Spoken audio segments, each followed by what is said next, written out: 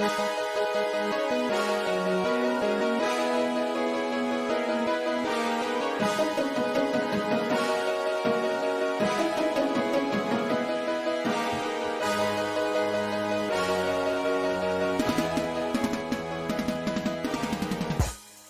in. It's episode 106 of the St0ner Sports Radio Podcast.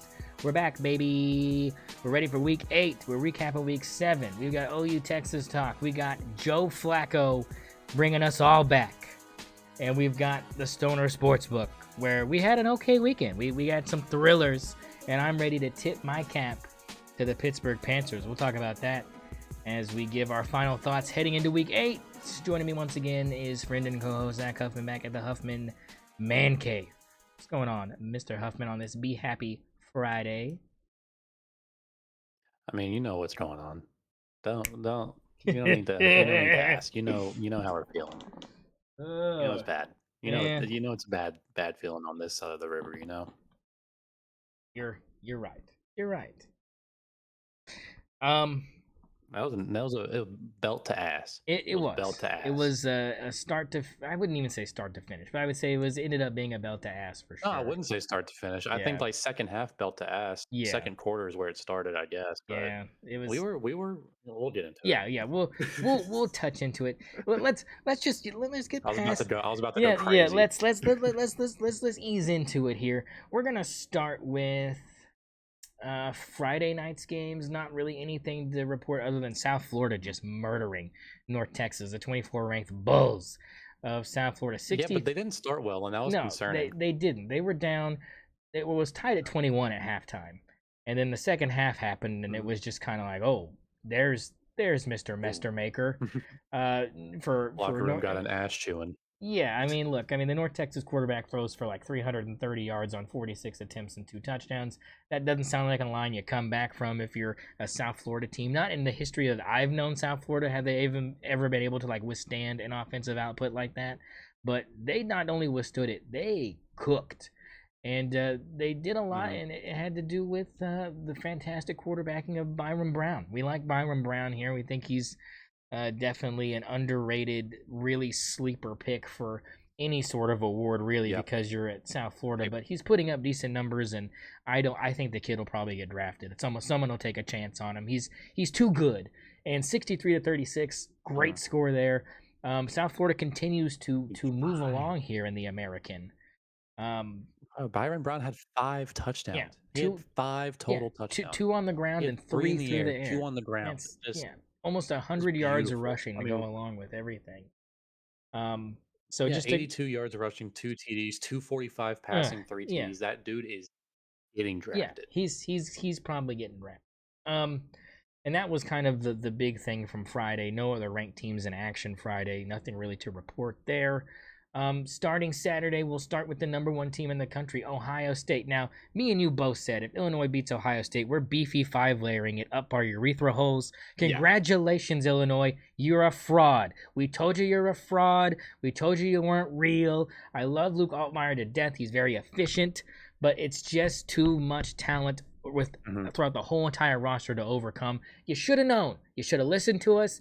I'm sorry, Brandon Marcello, for your bold prediction that Illinois was going to beat Ohio State, but you can kiss my sweaty, swampy balls because me and you both said I'm beefy 5-layer confident, and it came through easily. What was your takeaway? Yeah, pretty easy.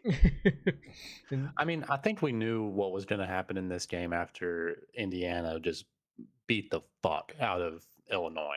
Just destroyed them piece by piece. Yeah. And we'll talk about Indiana in a minute. Later. We're Sullum over here. But I think we knew that Illinois had a tougher schedule going ahead especially with Ohio State. And we were pretty confident what was going to happen. And it was 20-3 at halftime. So I think Ohio State let off the gas a little bit. They probably could have widened this out a little bit more if they really wanted to. Julian St0ner only had 166 yards through the air and 2 touchdowns. Didn't need much. They did not really play their full potential this game. Like No. they let off the gas pretty significantly, and I think that they like this score could have easily been 56-16. Oh yeah, Um, easily. and Ohio State just let off the gas, and I think Ryan Day does that for a lot of reasons, and I actually agree with the strategy of just if you're beating a team and you're very confident that you're going to win the game just by playing, a very basic playbook. There's no need to give other teams Yeah, film exactly. on, your better stuff, your more Yeah. complex stuff that you could save for the stronger opponents. Yeah. The Oregons that they're going to Yeah. have to play. Well, Do they play Indiana? I mean, I don't know. they I think I they will end up playing Indiana, but I don't know if they play them I in the regular season schedule. I will. Um, I'm looking right now, and I'll let you know they do not. So no Indiana on the okay, schedule so but for Ohio State until the possible Big Ten yeah, I'm gonna championship. say that's the Big Ten. Yeah, I'm gonna say that's probably the Big Ten championship game. If we're calling it right now. I I mean, come on, disagree. man. They got the head to head. They're 6-0 to 5-1. Like they have the head to head, man. They don't play Ohio State. They might go 12-0. Like it's It's not. They're not going to do it. You know who's they going to get them? beat dude. They You know. beat they You know beat the who? toughest guy Here, on their schedule. I'm gonna plant my flag right now. You know who's going to beat Indiana this year? Penn Is it State. USC? Penn State. It's Grunkmeyer time at Penn State. I believe in Ethan Grunkmeyer, and I believe that that team had given up on James Franklin and themselves, and what they need is some juice, baby. And I think that it sets them up perfectly to do it. It would be a shock. It would be a trap game. It wouldn't be expected. And the thing is if Penn State looks any decent this week, I think that I am more confident in that. I think that's the scariest game left on their schedule is that one. It's that one. For Indiana, it's that one. Well, do they play USC? Because I would say it's USC. If Indiana plays USC, I might agree with that, depending on how USC does against Notre Dame this weekend. They do not. They don't play. The last hard game Oh they have well, is Penn State. They got UCLA next week. Watch out for the Bruins, baby. yeah, dude. They're going. Watch out for the No, Bruins. no, they're going 12-0. They're going 12-0. I don't Like, is know. it time? It's No, time to no accept team it, is and going we'll undefeated talk this more year. about Indiana later. No team is going undefeated this year. Well, they're It's going to be not. favored in every single match I they didn't have say they weren't left. going to be They're favored. favored in every game they You have know who left. was favored by 20 It's points and going to more happen. back-to-back Kurt weeks? Sidnetti, Penn Google State, him. baby. Have you Googled? That's Have you Googled hey. Kurt Sidnetti? I have Googled Have you Googled Kurt Sidnetti? I've Googled He Kurt wins. Spaghetti. Kurt Spaghetti. He Knees wins. weeks, arms, They're going 12-0. knees weeks, arm week. I'm gonna say it right now. Kurt I'll Spaghetti. make the bold prediction right now. Indiana. I'm gonna make a bold prediction. Indiana's gonna finish the season number 1 before the All right, postseason. all right, all They're gonna right. finish the season number 1 That's overall. I can't Before handle. before the I Big can't Ten game, handle they it. will be number 1 I overall. can't handle it. I'm losing it. All right, fair. It's happening. It's happening. We'll Hoosiers, see. baby. We'll It's the see. Hoosiers. We'll see. We'll see. After The that Penn Hoosiers. State game, call me. Call me. But no, look, we like you said, this was kind of expected. I mean, we knew Illinois was bad. Not bad, but we knew they weren't good enough to hang. Like we knew what they were going into this, and we thought people were overinflating them. And when we're talking about Indiana, I think that Brandon must have got his I teams mixed up. He must have, because he must. Yeah, Like the fact that he wasn't juicing Indiana and was juicing Illinois is crazy to me. But I think it was really the Mendoza kid that people weren't really sold on, and now they're sold on him. And I think it's one of those things where it's like preseason, everyone's like, "Well, Luke Altmaier on paper better quarterback than this Mendoza kid. He's coming from Cal. Cal sucks." I mean, I get it. Like I get it. But now the tea leaves have been read. It's over now. The evidence is on the table, and you're wrong. And I think that if you asked Brandon today, he would say he was wrong. I don't think he would say he was right. Yeah. That leaves us to my most disappointing team of the weekend, and the team I had hooked my sports book wagon on, the Ole Miss Rebels, at home against one of the worst teams in the country, Washington State. Newsflash, baby, Ole Miss was losing this game at multiple points.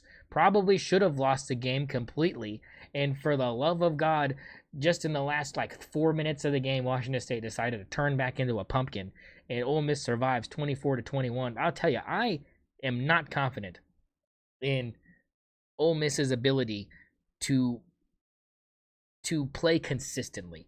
They're too playing up and playing down to their competition for me to be sitting here being like, because going into it, I was like, oh, this Chambliss guy is going to cook them for 500 yards, and it's going to be, they were favored by 31.5, and you win by 3? Can't even win by double Yeah. digits. Like it almost. I mean, I almost wanted to be like it's a worse loss than Penn State losing back to back to Northwestern and UCLA, but I can't say that because both of those teams were favored by 20 plus. You can't beat No. the downfall that was happening up there as much as I could have tried. But I was mad. I was very mad that I couldn't even get a double digit win against a team that's horrible and comes into an SEC team that's a top 5 team in the country and looks like they belong for 3.5 quarters. You can't let that happen. You're telling me, am I confident they're going to go win against Georgia after that? I don't know if anybody could be, unless you're using my suggestion that they play up and down to their competition. That's the only thing you can hang your hat on, really, right? Am I right? Yeah, no, I think so. I mean,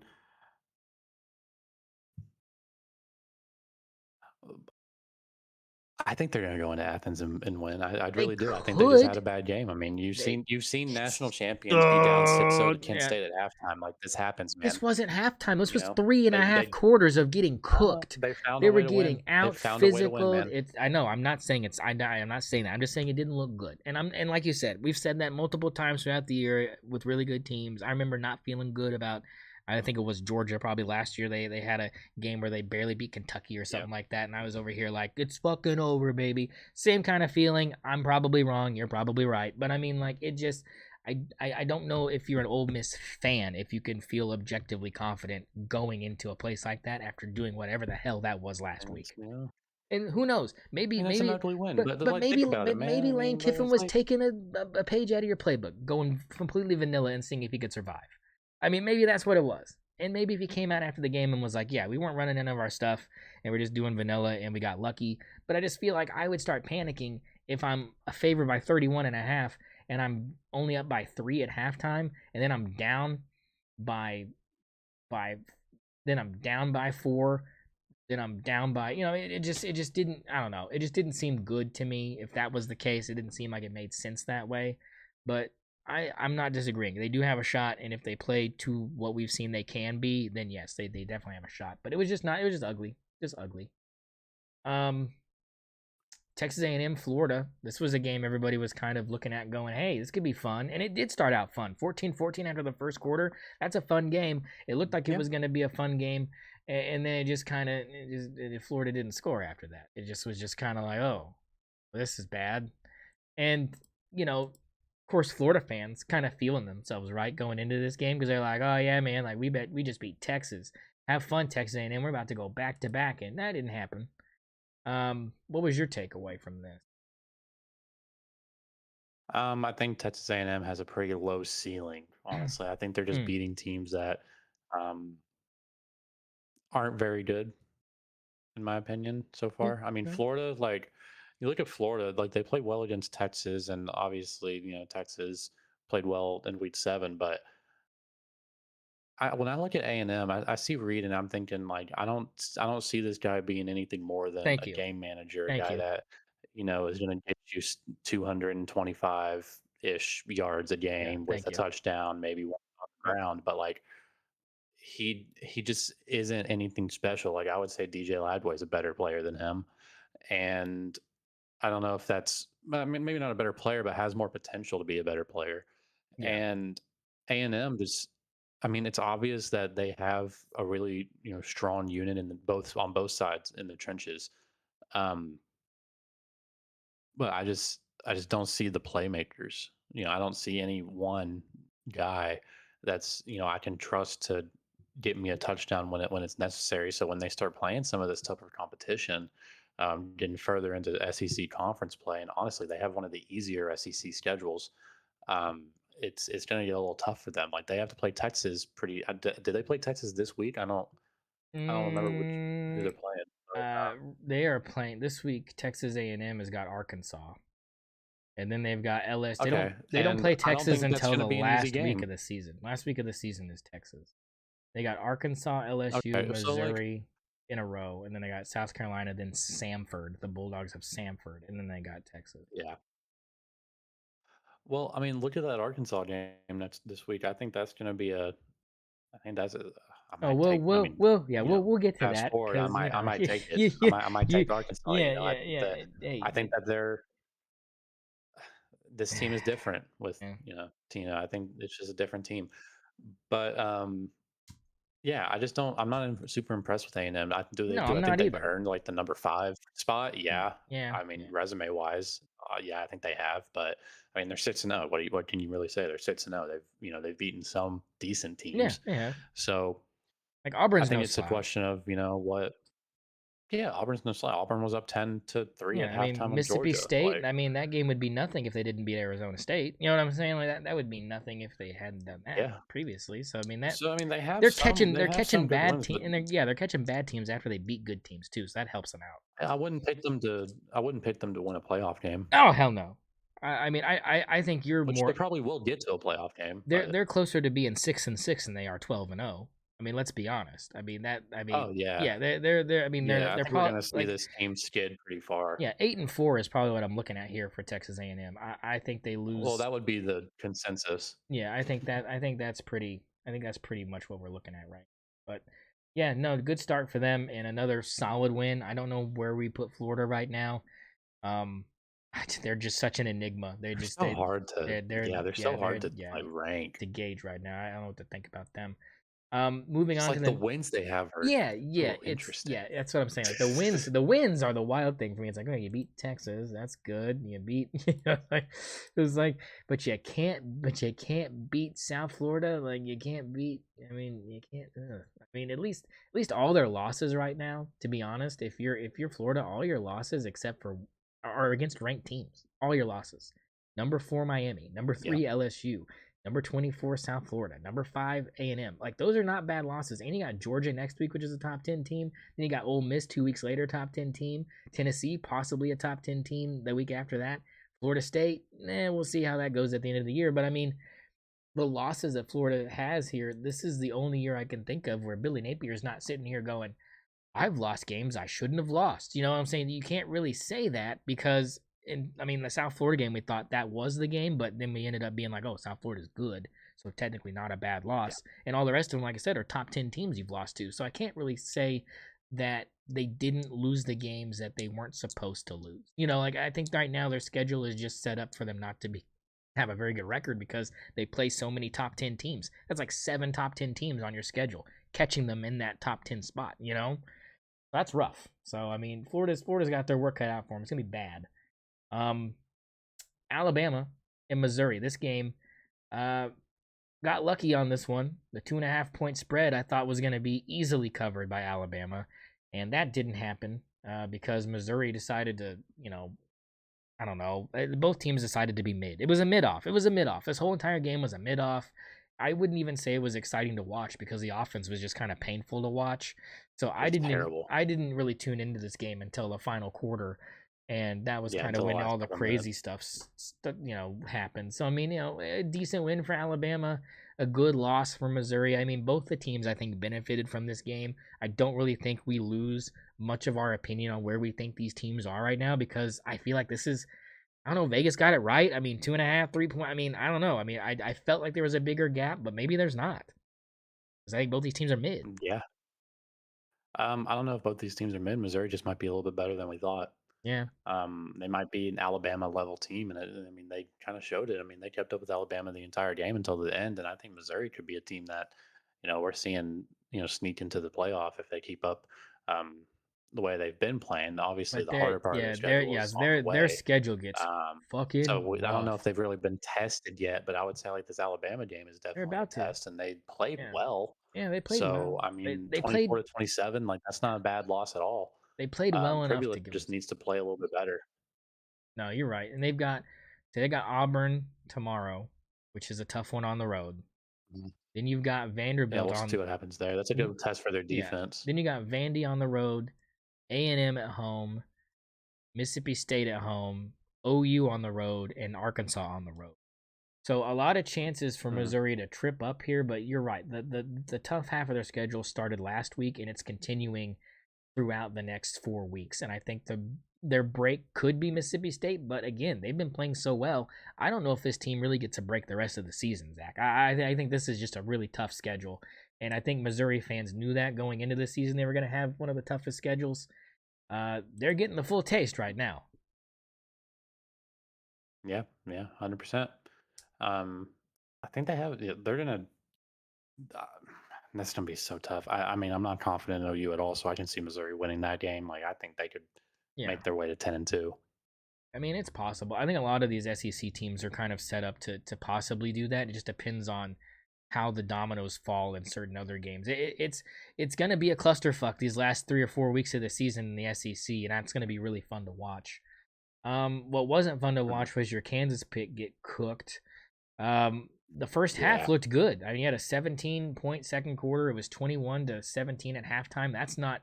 It was fun to watch. Like the first quarter, it's like, oh great, 18-0 Texas Tech. This is horrible. And here comes Jaden. Here comes Daniels and this Kansas offense. They show up and then they get shut out the whole entire second half.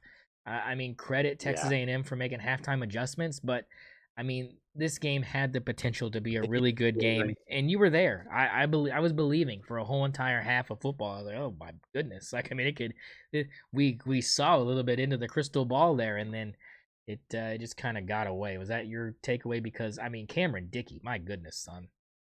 My goodness, man, he had 263 yards on 21 attempts. I mean, Jesus That Christ. defense is And bad, 2 baby. That tutties. He's run averaging defense like is he's averaging bad. like 12 yards a carry. I Yeah, mean, it's insane. it's so bad. They're Um, Kansas defense but so yeah, bad. just complete shutout in the second half. Just embarrassing. But I was proud of how the Jayhawks played in the Yeah, first half. I thought they played really well, or maybe just the second quarter, not even the first yeah. Let's half. say Literally just the second second quarter quarter. was Jalen just Daniels, good. Yeah, he showed what he could do. yeah. Jalen Daniels showed what he can do, and I like Kansas's future in the season to maybe finish 8 wins, I like that. 7, 8 wins. I like that. And Yeah. then the thing is their schedule kind of gives them the ability to possibly get those 4 wins because you got Kansas State to next week. You got a bye week this week if you're Kansas. So you have Kansas State next week, Sunflower Showdown. You know that game's always hot.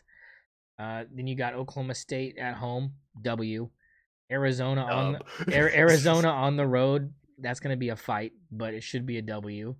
Iowa State on the road, don't like that spot for Kansas. Probably a loss. Yeah, and Yeah. then home against Utah. So, I mean, you have to get your eighth win against Iowa State or Utah probably. Um, but it could Yeah. happen. It could happen, and you're definitely getting at least two more. You're at least bowl eligible this season for sure. I don't see there's any way you lose to Oklahoma State or maybe even Arizona's pretty bad. So I think if Yeah. Kansas plays the way they did that second quarter, there's not a lot of teams that'll beat them. Um, so yeah, I like that outlook. Eight's the ceiling. I say eight's the ceiling there for the Jayhawks. Georgia Auburn. This game was good until I mean, do you? I mean, look, 20-10, Georgia gets the win, right? They again shut out Yeah. Auburn the whole entire second half. But there were some things in this game, Zach, that if you look at this from an objective, unbiased, third party kind of perspective here, um, I mean, do Auburn fans have something to gripe about here with some of the way the officiating was done, or do you feel like that was completely fair, there was no mistakes, and that really what happened was just again Jackson Arnold fumbling at the 1 yard line? That's just him. Congratulations, Hugh, you signed up for that. And then just some of the calls late. I mean, it just seemed like some pass interferences weren't called. It seemed like there was some mistakes being made here and there, but overall, I mean, I still think that Auburn had a very good chance to win this ball game, and I came away more impressed with Auburn than I was impressed with Georgia. Yeah. I would say Auburn wasn't complaining about the officiating until they started losing. Hmm. Yeah. I mean, let's be honest. And, like, I know they have a bad taste in their mouth from OU, and obviously, like that, is some question. There were some questionable calls in that OU game. Not gonna lie, but do I think that there's like some organized thing going on against Auburn? No, No, no, I'm not I saying don't that think they really have either. anything to complain about. Yeah, like I don't think they have anything to complain about really. Like those plays aren't the reason you lose by 10 points. Yeah, especially when Those you don't plays aren't the score for reason you two get shut straight out in quarters. the second Yeah, half. yeah, yeah. Yeah, I mean, it's I think that Auburn fans are just reconciling with the fact that they're 3-3, and it's just not where they thought they would be right now. I think they thought they were going to get a win in OU. I think they thought they were going to get you know, some favorable calls. I don't know what they were necessarily I expecting, mean, but I'm looking at this game and I think it's a shame that Auburn couldn't finish the deal because you look at Georgia, they don't have a run game they don't. They don't. I mean, like at all. Like there's Jackson not Arnold was the one. leading Like rusher in Gunner this Stock. game. He was the leading rusher in Well, this Gunner game. Stockton had 26 yards and he was their leading rusher for You Georgia. can't let that 26 happen. yards. That's not Georgia football. That's not Georgia 26. football. That's not Your Georgia football. quarterback. He's not a mobile. He's not even No, that he's not. He's mobile. not a Like dual threat. He's not a dual threat guy. He's a pocket passer. that's not Georgia football. Yeah, you have to have a 100-yard a game rusher. You need it. The fact that Jackson Arnold only had 55 yards and led both teams in rushing is crazy to me. Both teams didn't have a run game. Both Mhm. teams don't. I mean, Jackson Arnold we knew was Well, Auburn's Jackson run Arnold is game, their but run yeah, game. like that is their run game. Yeah. But I'm saying like you can't allow him to have that low amount of yards on that many carries and have him be the one that has the most rushing yards out of anybody on either roster. That's unacceptable. Do you think he crossed the plane before that ball came out? Because I'm not saying that going up 17-3 at halftime would have won them the game, but it definitely would have made that hill a lot steeper to climb for Georgia, and I think it would have put their morale a little bit lower, maybe. But I'm Yeah, but kind if of the second half goes exactly the way it did, they it still doesn't lose mean no, that game. yeah, 17-20 final score, you still lose. Yeah, no, I get that. But I'm just saying, like, I felt like that was a very pivotal moment for sure. And I don't know if there was now the thing was is the call in the field was a fumble. That was the problem. The Yeah. problem was the fact if they had called a touchdown, they weren't going to reverse either call. You know what I'm saying? Like, they were going to stick with whatever they called on the field because you couldn't see almost dick. Like, yeah, the nose of the football may have crossed the line, but the ball, in my opinion, was still already loose. Like it was already pinned in between both of his forearms, Well, it's close and enough. yeah, I mean, and It's that was close their enough that you argument. can't reverse it. That's Yeah, really all that it was, is. and yeah, Yeah. and so they called fumble. You can't say it's not. If they'd called touchdown, you couldn't say it wasn't. And I think that's what kind of screwed them on that. I don't really think that, like you said, it didn't determine the outcome, but I think it was a definite blow to not only Auburn's morale, but it definitely gave Georgia a little bit more of a perked up. Hey, we're only down by one score at halftime. Like we've played like trash, and we're only down by 7, guys. And you know Kirby, like he makes decent enough halftime adjustments. We've seen it before, so it didn't surprise me how Yeah. this game ended up. I just kind of wish that there had been a little bit more fight in that second half for Auburn because I think they just kind of felt like it was pitted against them. And when you start thinking like that, you're it just the body language, everything just seemed to kind of go away. And you're the home team, you can't let that happen. You've got to be able to keep that crowd engaged. And the defense, to their credit, Auburn's defense is still good. Like me can agree that Auburn's defense is definitely in the top half of the Mm. SEC for sure. Like they are formidable enough. If you 100%. hold Georgia to 20, tip my cap to you because it's been a long time since that's been done. So I give them credit, but the offense is horrible, and we kind of saw that happening. I kind of agree with you. I don't think Auburn was screwed, but I do think that they're starting to, like you said, get conspiratorial because they're not where they're supposed to be. Yeah. I mean, and I don't necessarily blame them. There have been some questionable calls, but I Yeah, I don't don't think blame them, but I like mean, you I don't can't, know yeah, you can't like go who full who tinfoil. cares enough about who cares enough about Auburn to Yeah, conspire against them yeah, nobody. exactly, exactly. You got a tree named after a tumor. No, no. Yeah. Uh, but yeah, that's another SEC game that was a first half only kind of watching experience. Um, Same with this LSU South Carolina game, right, Zach? I mean, same score, 20-10, Mhm. LSU over South Carolina. Nussy looked like a Nussy, 254, two touchdowns. I mean, a decent display. Um, Again, I'm not really look. I was really high on LSU coming into this season because I thought their schedule was very favorable, and they're still 5-1. I mean, it's not like this team is like falling apart or anything. They're still not a bad team. I just don't think talent wise they're as formidable as we thought coming into the season. You know what I'm saying? Their record is where it probably should be, but what I'm seeing eye test wise is ugly. You know what I'm saying? Like Yeah. yeah, that's what it is. Yeah, and I think this is another team where I'm not seeing much of a run game being developed, and I don't know what has been necessarily going on across the SEC in terms of the run game. I feel like very few teams actually have a good run game going on in the SEC right now, and that seems off to me. And Do LSU is one of those teams where I'm just looking and I'm not seeing much that really impresses me. So yeah, I mean, I think that their ranking is probably about where it should be, considering they're 5-1. Um, but like they should have beaten South Carolina by more than 10 points. And quite frankly, I felt like the offense was really limited. I mean, Nuss played pretty okay, but like 254, 2 touchdowns. I don't know how he shouldn't be playing in the fourth quarter, really.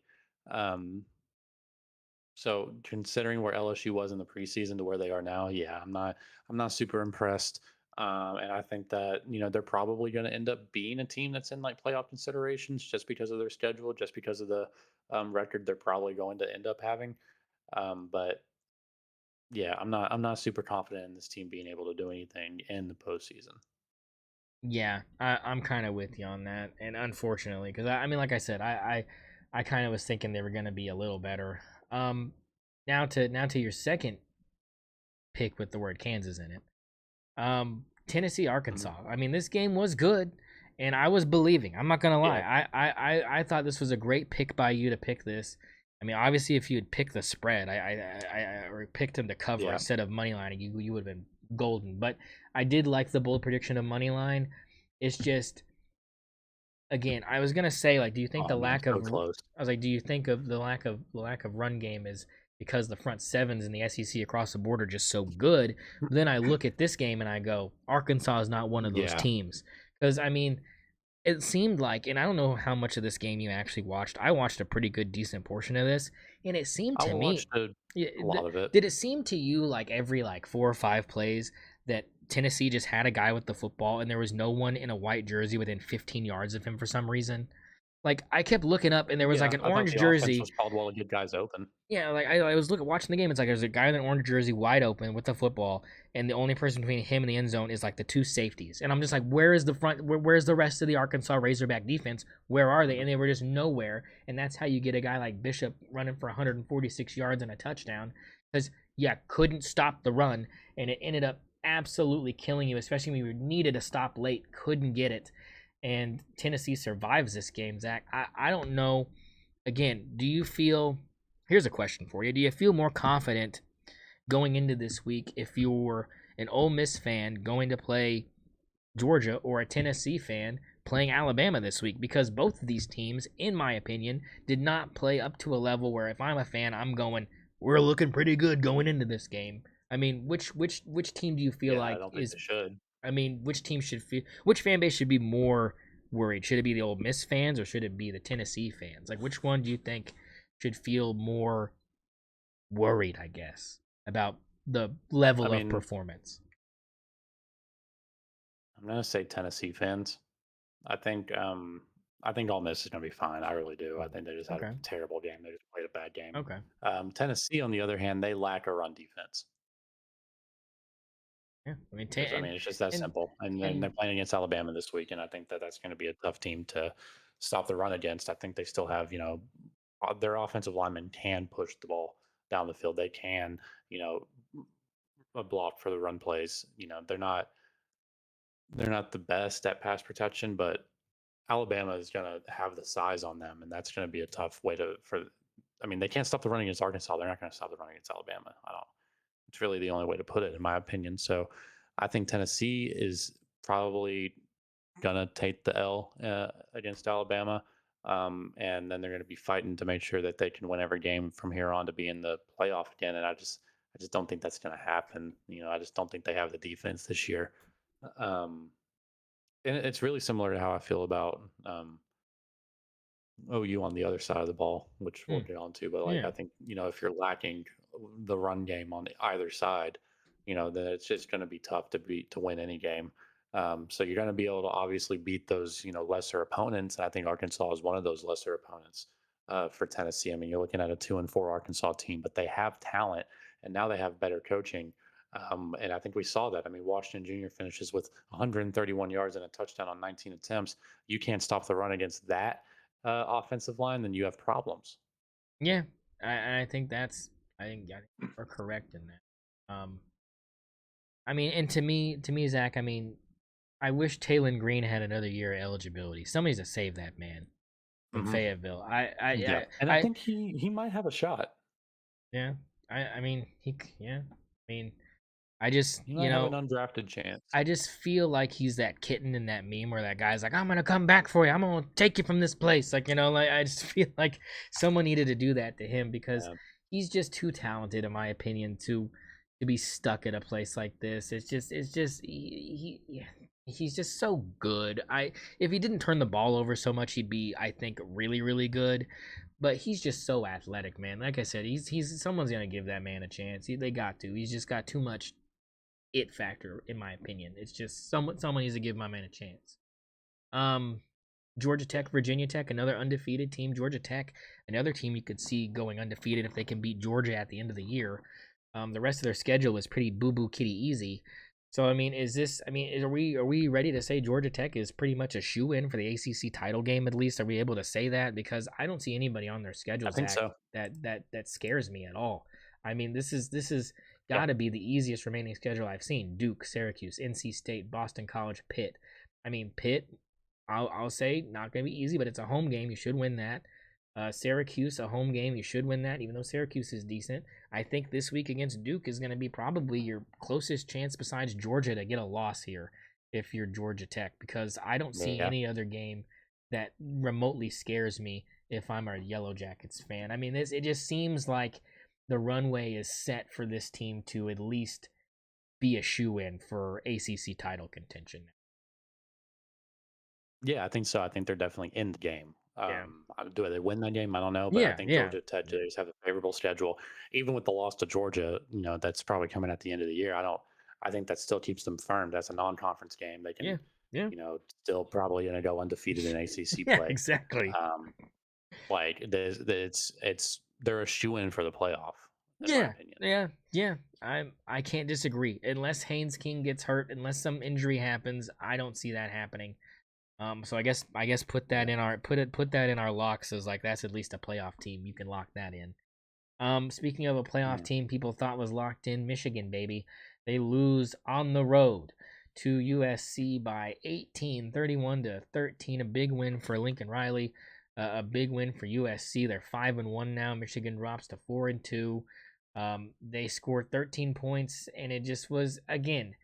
I don't know what the hell is going on up there in Michigan, but I guess Dave Portnoy didn't shovel out enough NIL money because they stink. They're offensively they stink. You know what I'm saying? Like, offensively they stink, and the only Yeah. reason your defense is giving up this many points because they're on the field all damn game. And I think that's how you get the score like this because they're just tired because you can't move the football. It's rough.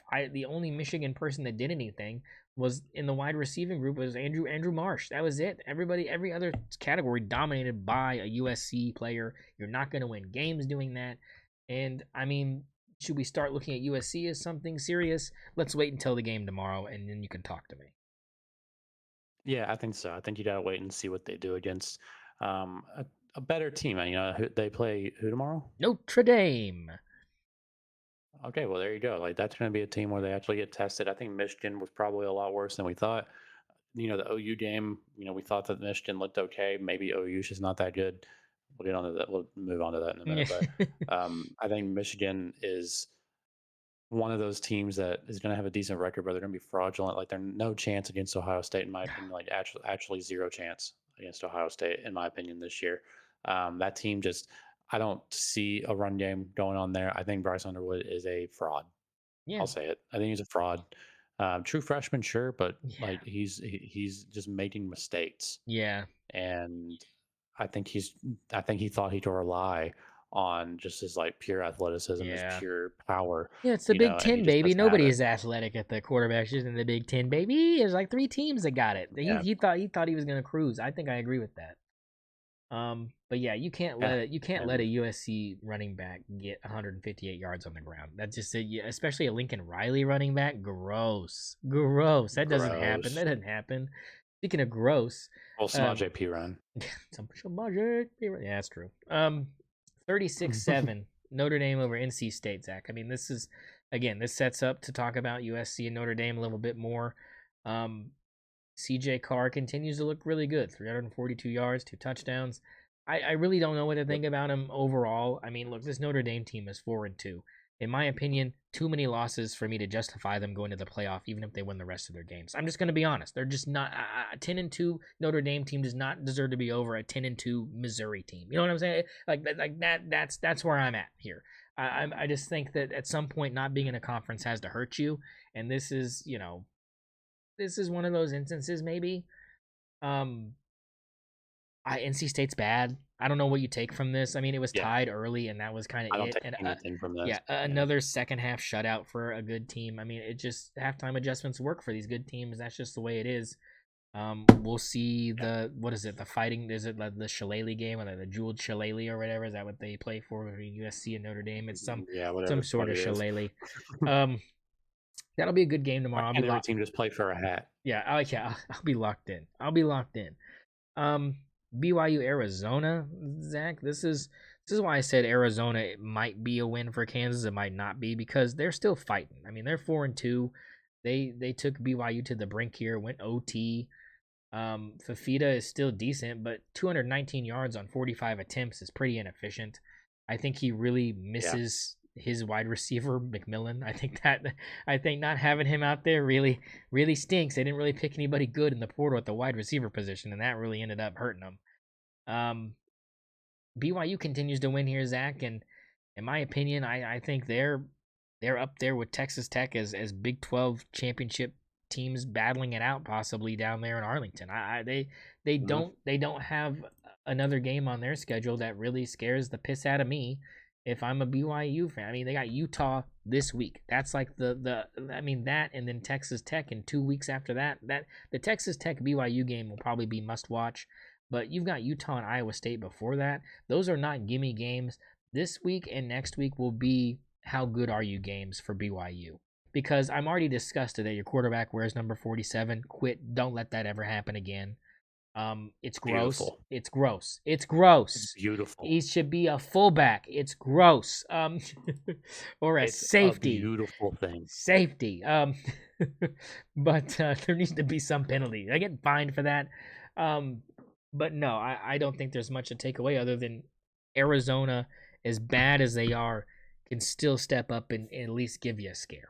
You know, they're not a roll over and die team, but they're not fantastic. They're above average. Yeah. That's all you can really say about it. Yeah. Well, in Utah, speaking of the team they play this weekend, they creamed Arizona State 42-10. I mean, we know that Arizona State did not have their starting quarterback, Jeff Sims, bless his heart.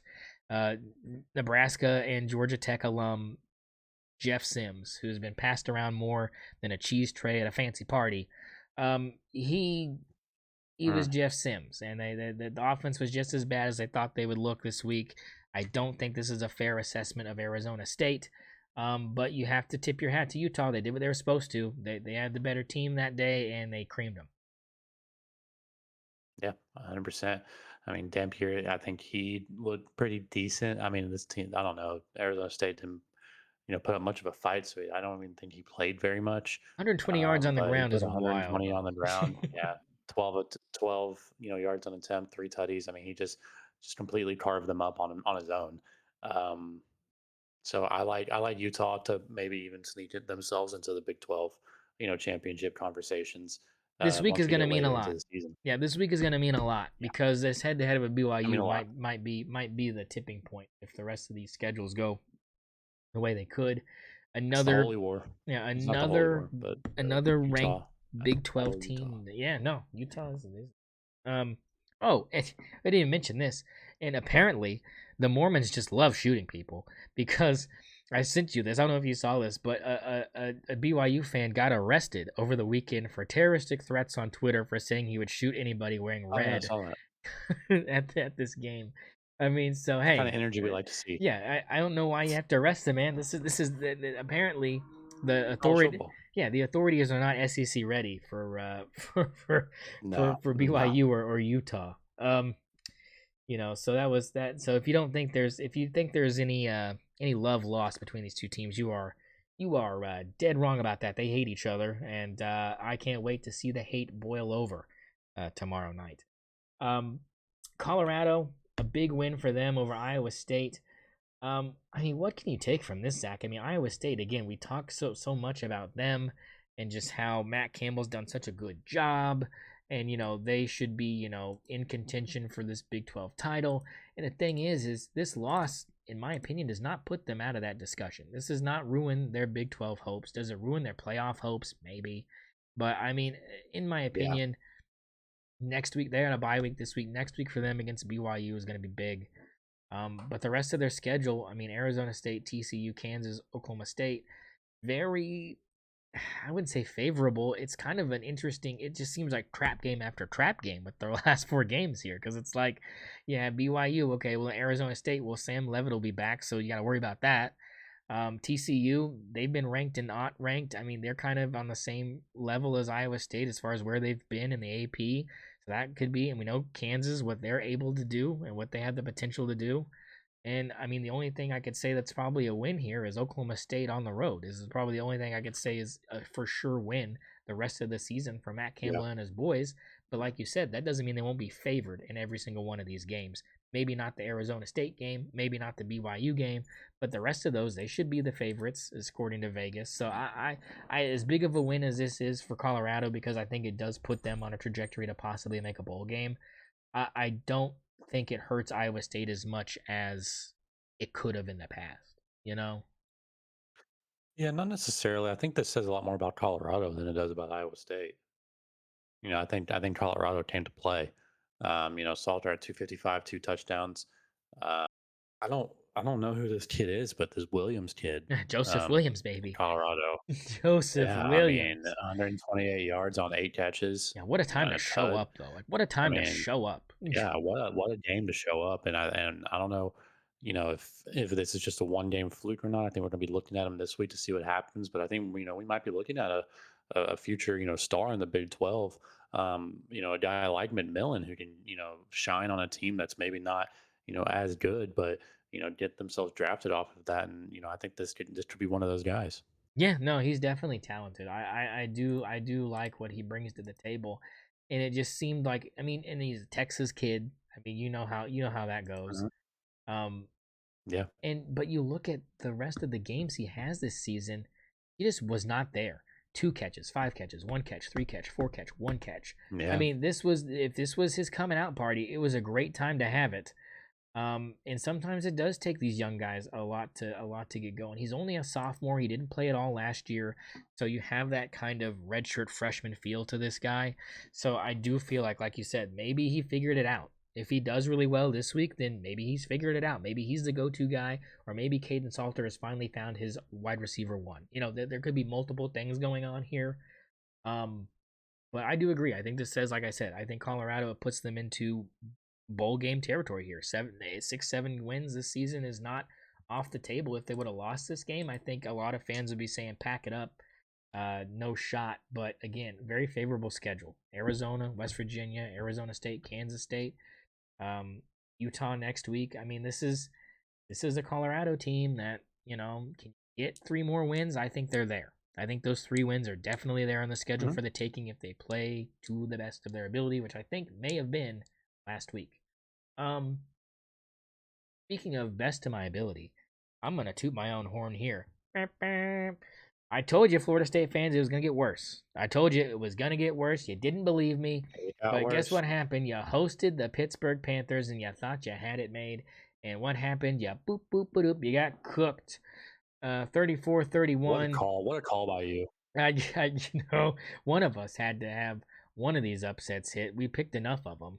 um, and this Mhm. happened to be the one. I mean, I don't know what you can say about Florida State other than just a shame. It's just a shame. I mean, you Yeah. start the season off so good, high hopes, and then it just, back to reality. And is this again one of those things where it's like, does Oklahoma State need to start making calls to Norvell's office? Does Penn State need to start calling Norvell?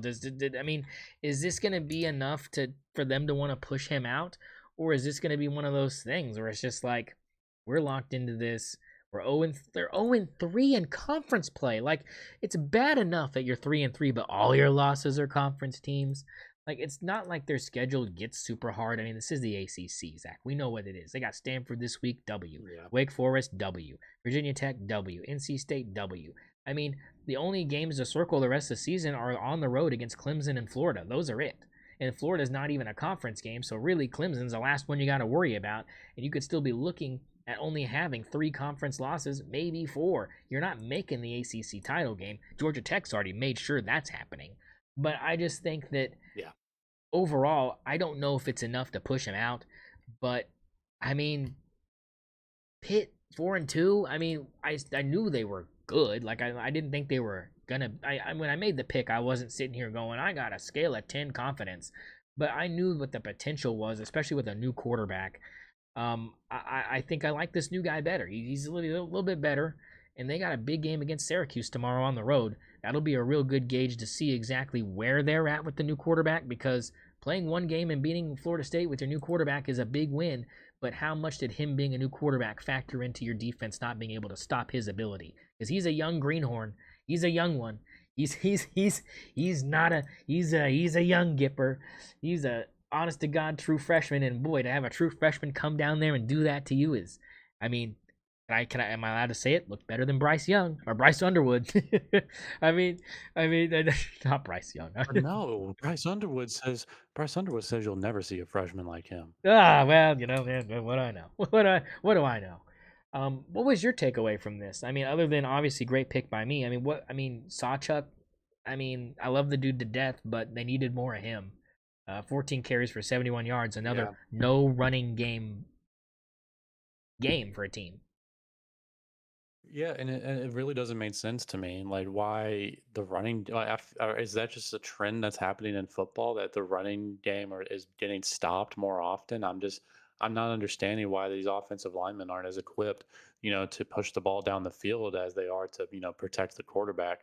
And it is an interesting, dynamic, because I think it's the reason that a lot of these upsets are happening. Because if there's ever going to be a formula for an upset to happen against a team that's supposed to be better than you in the trenches, it's if they can't get their run game going, then as a defense, even if you're not as talented as the other side, your defense has the ability to know that they can rush the quarterback every play and not be concerned about a big play developing, because they can't push the ball down the field with the linemen.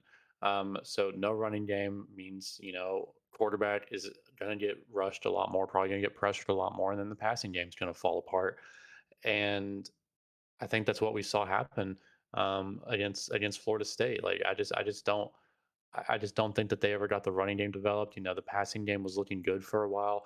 Obviously Danzy has 7 catches for 133 and 2 tuds. I mean, just an amazing game out of him. But then, Pitt is just able to develop the passing game at a good enough level to get their offense going. Especially, further into the second half, in the fourth quarter, they get that offense going. And, I think it's just a question of timing. They got it going at the right time. Florida State let off the gas, and it turns into a win for the Panthers, man. I mean, that's a solid win, and I mean, that's a really good pick. Yeah, I mean, and just to have a freshman quarterback come in there and not even have a start and come in there and do that. I mean, and to be able to, I mean, they were losing heading into the fourth quarter. They had led the whole game, losing into the fourth quarter. To have a freshman quarterback with the mental fortitude to be mature enough to lead that Just comeback. gamer. I mean, it's gamer. And again, Florida He's a State. gamer, man. That's all it is. And Florida State, please. I mean, the thing is Pitt didn't have a run game either. They threw it to their running back more than anybody else. 155 receiving yards and 2 touchdowns for the running back. I mean, talk about getting lost on a wheel route almost every other play. I mean, what are we doing? Like, I mean, it's just, I mean, he's not a wide receiver, and he's their leading receiver. He's the leading everything. And it was mainly, I'll be honest, it was mainly screens. It was mainly dump-offs, checkdowns, and just poor tackling. And I know you know how that feels. You had several years of poor tackling, so you know how that goes. Oh, yeah. It's frustrating because you have people in the open field that should be able to bring a guy down. They just don't. And I think we saw a lot of that. Out-physicaled, everything I could have hoped for. And here's the thing. I didn't know they were going to be playing their freshman quarterback. I thought it was going to be the other guy. And so I didn't even know what I was walking into when I made that pick. I didn't even know this Heitzel kid was starting. And here he is, Mason Heichel, coming in and just cooking. It's right off, like, I mean, like, waiting in the wings. It was like almost the same feeling as like Caleb Williams coming off the bench. It's like you had this sitting behind that, and you didn't want to be like, maybe he's a gamer, you know? And I mean, and sure enough, kid's a fucking gamer. Only 8 incompletions, 2 on the road. Please. I mean, how does a guy like this slip through other big teams' fingers? I don't know. And sometimes that's I one of mean, the it's just how it goes, man. it's the magic of college Mhm, football. It's the magic of recruiting, and sometimes you hit an ace, mhm. and this is what Pittsburgh, I think, did. And I think this kid could be what could propel them into a possible ACC title contending conversation other than a Georgia Tech team, because I think we've already locked them in. And I think that if they play the way they do, I don't think anybody else is going to dethrone them from that spot. And speaking of being dethroned, the offense of UCLA just keeps on rolling, Zach. I mean, 38-13 over Michigan State on the road. I mean, maybe Jerry Yeah. Jerry Neuheisel is all they needed. Like, is this? I mean, do you have to hire him now as a head coach? Because I don't know if you can't at this point. I think you have to. Yeah, you have to. You have to. You have to give him a chance. There's no question. Yeah, you have to. You're playing like Yeah, I mean, this they after should playing riot. They like should take to the streets yeah, if that doesn't happen. yeah, I agree, because you start 0-4 the way you did, looking ugly as hell, and now you're 2-1 in conference. And conference wise, record wise, you're at the top half of the Big Ten. I'm stunned that all it took was was just a better offensive mind taking control of the ship. I didn't think that was the problem. I think it shows you how much control the head coach before him, what was his name? Taylor. Last name was Taylor or something like that. He must not have been giving Jerry a lot of control offensively, because there's no way your offensive coordinator shouldn't be doing this beforehand. And then now that he's the head coach, now it's happening. That shouldn't happen. Your offense should always have been able to produce like this if you were actually letting Jerry do what he was supposed to do. So it seems like he was getting kneecapped, and now that he's just letting loose, he's cooking. Like I'm baffled at the turnaround. I don't think I've seen anything like it. I don't think I've seen anything like this. Back-to-back weeks of putting up 35 plus against, I don't know, Michigan State's not good, but previously against a Penn State team that a lot of people thought was going to come in there and get right after an Oregon loss. I mean, again, we don't know if this is fool's gold considering what we think now of the competition they've played the last 2 weeks, but if they continue to do this against teams that are not good, which again, Zach, it could happen. They got Maryland tomorrow. It could be a 3-game win streak. Wouldn't surprise me. But the thing is the rest of their schedule, Zach, is rough. They got Indiana the next week. Then they got Nebraska. Then they got Ohio State. Then they got Washington. And they got USC. This is going to be a rough back half of the season. So don't get your hopes too high, UCLA fans, because you still might not be going bowling. But you sure as hell, if you're not going bowling, are at least looking more in a positive direction as long as those games are competitive. If those games are competitive, then you can sit there and go, okay, we're a couple steps away. We keep Nico because he's got another year on his contract, per se, I say contract, but in his NIL deal. You bring in some guys and say, look, I mean, we turned this thing around. We started putting up some points, and we started hanging with some of these big boys. We're a couple steps away. You can sell that to a kid on a couch. I think you can do that. You cost them a couple $100,000 and say, take a chance. You're out there in LA. I mean, you're right by the beach. I mean, come on, baby. I mean, it seems like something you should be easily able to sell a recruit, especially if you continue to do this. So yeah, I agree. Right in the streets, if you don't hire Neuheisel as your new head coach, I think he's proven enough, and you've won against teams good enough and by enough these last 2 weeks where I think he's justified you taking that chance on it. Yeah, 100%. I think you have to. You just have to make him the coach. Yeah, you have to. What we got left here? I'm scrolling down. Oh yeah. Oh yeah. Oh yeah. We got this one to talk about. Well, Penn State fans, it got worse. You thought the UCLA loss was bad. Well, ho ho ho! Just hold your horses, as the former SMU stud Preston Stone comes in and just absolutely shocks the world, baby. 22-21 Northwestern. James Franklin out after this one. Tarmac gets a big old fat check for $38 million. I don't know if he gets the whole 56. I think they got out with a little bit less than 56 million, but he's still getting a huge check. And I mean, do I blame Penn State for pushing him out after this? I don't think you. I think you had to. You're 0-3 in Big Ten Yeah, play, and you lost back-to-back we weeks said against. it. I mean, we We said it. said it. If he We said loses it. to Northwestern, he's canned. We Yeah. said it. Like Oh no, and it James. happened. Oh no, James. You sent that Oh text and no, it was James. Oh 7-0 no. Northwestern. I was like, don't do this to me. You're gonna jinx it, and they're gonna lose by 40. And sure enough, they were Oh no, James. down 14-13 at halftime. I was like, look, Penn State's gonna come out in the second half, and it's gonna be 35-13, and we're gonna be sitting here going, oh, you had a chance, and it just never happened. Drew Aller breaks his ankle; he's done for the season. So in comes Ethan Grunkmeyer to try to pick up a third or 4th and 9 to keep the season alive, and he's a yard short. The poor freshman comes in, and that's a tough spot to be put in. And I mean, and obviously it wasn't a designed quarterback run. He ended up having to take off because for some reason Penn State's offensive line decided just to quit after the Oregon game. I don't know what the hell is going on there, but whatever happened, James Franklin must have promised these guys and sold them, a dream of, finally getting over the hump. And once they lost that Oregon game the way they did, I don't know if they just gave up. The UCLA game was horrible. Everyone's like, it's Dunsky. And then you come out and you do this. I mean, at some point you have to think it was mutiny. I mean, are these players selling this bad because they knew he wasn't the guy? Like, get this bald fuck out of here. I mean, and the fact that they're gonna bring him No. on game day tomorrow for an interview, quit it. Don't do it. I mean, oh God, it's gonna be so. It's gonna be so cringe. Millions It's gonna and be millions so of cringe. dollars. So cringe. Dude, I wish. Do you know how much I wish I was James Franklin right now? You Oh, know how much I oh, wish I could be a oh. coach that got fired and bought out? Oh my God. I know, like That's like the dream job. it's You don't almost. have to do a thing and you're Yeah. getting paid millions. Yeah. I mean, and sure, everybody's mad at you, but who gives a fuck at that point? You got fuck you money. You've got Like Indiana can never fire Kurt Cinetti no. or they have to pay him $93 million. Yeah, no, it's yeah. I mean, I don't. Wow, what? Yeah, that put a nail in the coffin of he might go to Penn State. Yeah, forget that.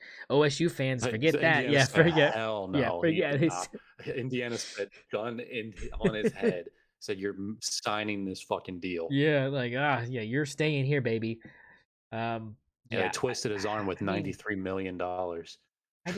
Well, and again, this is the thing that Penn State fans have been saying. I watched after both these losses. I gorged myself and jerked myself off to multiple Penn State podcasts, just melting down. Mhm. And their biggest takeaway was this: where is the run game? This has been a theme this whole entire podcast. Where's the run game? Guess what? Where the hell is the run game? The run game? I mean, is someone gonna make like a YouTube like documentary series on where the run game went this year? Am I gonna have to do it? Because the thing is it's got to be an enigma. This is crazy. And these aren't bad teams. These are top tier teams with no running game. It's like only the top. Yeah, teams. It's only them. Yeah, it's only them. It. And is it because they're going out and they're recruiting these offensive linemen and getting them here with bags for just pass protection? There's no way. There's no way you're doing that. I don't go into the recruiting tab on college football and go straight for a pass block only offensive tackle. You go for the balanced offensive lineman. You need to be able to do both. Unless you're Lincoln Riley or Mike Leach. You need a team that can do both. And I don't know what it is, but again, we're talking about Katron Allen. We're talking about we're talking about Singleton, a guy that people thought was going to be a first-round draft pick along with Drew Aller coming out this season, and they look like trash. It's not even close to the product that was on the field last year. What's the difference? Offensive line. That's the biggest thing. These offensive linemen are shuffling around too much. They're going other places too much. There's no camaraderie. You've got to try to figure out some sort of offensive line chemistry in the offseason when you got 2.5 months to do it. I mean, I think that's the problem. I can't think of any other thing that can coincide with the run game disappearing with top tier teams and the transfer portal. Like that, it's the only thing I can think of. I mean, it has to be. It has to be. It has to be. Yeah. It has to be the way that OCs are calling the game now. I don't. But they're don't they're know. calling run plays. Like I mean, we're seeing the attempts. You don't get 16 carries. Is it the lineman coaches? Like, Ooh, because I'm looking at OU too, and I'm Ooh. like, it's not Beatonbow. Like Is it can't it? be Yeah, yeah, it Beanbo. can't be Like right. Like it can't be right. Like is the game changed so much these old head offensive line coaches can't hang anymore? Like we know we saw the phasing out with like the passing game coming more as a prolific part of the offense. We saw a lot of these run first offensive coordinators get pushed to the wayside because that wasn't the way the game was going. Do you think that that's what's happening? I mean, because the thing is, nobody ever thinks about these position coaches in that sense unless they're like a mhm. quarterback coach or like a wide receiver coach or something. Like no one thinks about really any other coach other than the quarterback coach, the coordinators, and the head coach. The other coaches really people just think are there for moral support and they played the game so they kind of know some techniques and they're mainly there for recruiting, right? Like you want somebody that can go out there Yeah. and be like, I did this, and this because I went to this school. That's why DeMarco Murray is supposedly so good at recruiting because he goes out there and does that. There's other examples. I just that's the one I could think of off the top of my head. Um, I just, I think that I don't know. I think you're right. I think it could be offensive line coaches are finally whatever schemes they're developing, whatever tactics and things they're pushing out there. Maybe it's becoming outdated. I can't think of anything else. But Yeah. I mean, it's shocking. that's the It's only way just I can think shocking. of it. It's just shocking. Um, well, you know who loves to run the football? Nebraska, baby. 176 yards on the ground, 21 carries from my boy Emmett Johnson. My boy was cooking. Didn't need Rayola to throw for 260, but he did. He looked like Patrick Mahomes. He really did. He looked pretty good. But Maryland, again, this Maryland team, they can hang with the big boys. They got an offense now that's pretty decent. Washington, the quarterback, is pretty good, but getting shut out in the bookend quarters, you can't have that happen. You got to either start off hot or end hot. You can't be hot in the middle of the game and think you're going to finish it, and that's kind of what happened here. But this game was actually a pretty fun game if you decided to watch it. But there was really no reason. The only reason I'm bringing it up now is Nebraska is now ranked, and they weren't last week, so that's why I'm bringing it up. Um, what were your thoughts? Yeah. I mean, I didn't watch this game, so I'm Yeah, not. I don't I have a ton didn't of watch. thoughts. I watched the highlights. That was it. Yeah, I mean, I haven't even seen those for this game, so I can't really say much about the Nebraska game against Maryland. All I can say is like I know the run game was good. Yeah, run game looked good. Guess who's got a run? The Yeah. one ranked team with a run offense that's not Georgia Tech is Nebraska. Mhm. I don't think I have any other games to really go through other than ours here at the end. The Clemson a big win. They're not. I mean, are they ranked again? I don't think. Um. I guess I do kind of want to touch on this, even though it's no ranked team here. Oregon State, man. You might be. I really wish that Oregon State would play Oklahoma State so we could figure out which team is really worse because getting blown out by Wake Forest is embarrassing. I mean, 39 to Yeah, it's pretty 14, bad. that's pretty bad. That's all I was going to say about it. I just think that they're really bad, and it's like a race to the bottom between them, Kent State, and Oklahoma State. And I don't know which team is the worst, and I don't think it is Kent State. Um, but yeah, that's pretty much it as far as ranked games that aren't our games. I'll start with my disappointment. 30-20, Indiana, the win on the road in Autzen Stadium over my Oregon Ducks. I'm just gonna say what I'll say to begin with. Dante Moore is a freshman quarterback. He looked like it, and I'm just gonna be honest. We got out physicaled every single quarter in this game. We looked like we thought this was an Indiana team that was what Indiana used to be. We looked at the logo and looked at the jerseys and said, Indiana, please. We just got done dispatching Penn State, please. Don't give me Indiana's for real talk. Shut the fuck up. And we got popped in the mouth. It was not fun to watch. From the first quarter on, I just kind of felt like offensively we never got in a rhythm. And you know what the culprit was, Zach? You know what the problem was? Hmm. Couldn't run the football. Couldn't run the football. Surprise, but couldn't run the football, and we forced our quarterback to throw it. And I'll be honest, I love Decorian Moore. He's a very special player. I love Kenyon Sadiq, very good player. I I just think Dante had a bad game. I don't know what happened this game. I really don't. We didn't get blown out. I won't say a 10-point game is a blowout. You'll never get me to say that. Did it feel like a blowout? No, it didn't. What it felt like was that we just never got in a rhythm. I mean, no one showed up. No one wanted to be there. I don't know what happened. I think maybe we thought that Penn State was our national championship. I don't know. But the good thing is we got tons of time to figure out if it was just a fluke And the thing is most people are just chalking this up to Indiana being that team. And if that's the way it is, then that's the way it is. But we have got to get right against Rutgers this week. We have got to show Wisconsin who's boss. We've got to dispatch Iowa. We've got to mutilate Minnesota, and we got to take care of USC at home. We should not lose a game the rest of the season. And yes, Zach, you did predict us to go 11-1. You knew we were going to lose one game, but neither of us had Indiana be in that game. And maybe, No, yeah. just maybe, Indiana was the sneaky team in the Big Ten, and everybody put their stock in Illinois. Like I said, Marcelo did. We thought he was crazy for doing that. We ended up being right about that. Why would we not be right about where we thought Indiana would be this year? And to be honest, we thought they would be what, an 7 win team. That's like I think what we had, which again, very fair. When you didn't know anything coming into the season, and you could still say that's a very fair thing to say because it's not like their schedule gets a whole lot harder, which is the problem I'm going to have because this team is at least going to be 9-0. They're going to be 9-0 heading into the Penn State game on the road.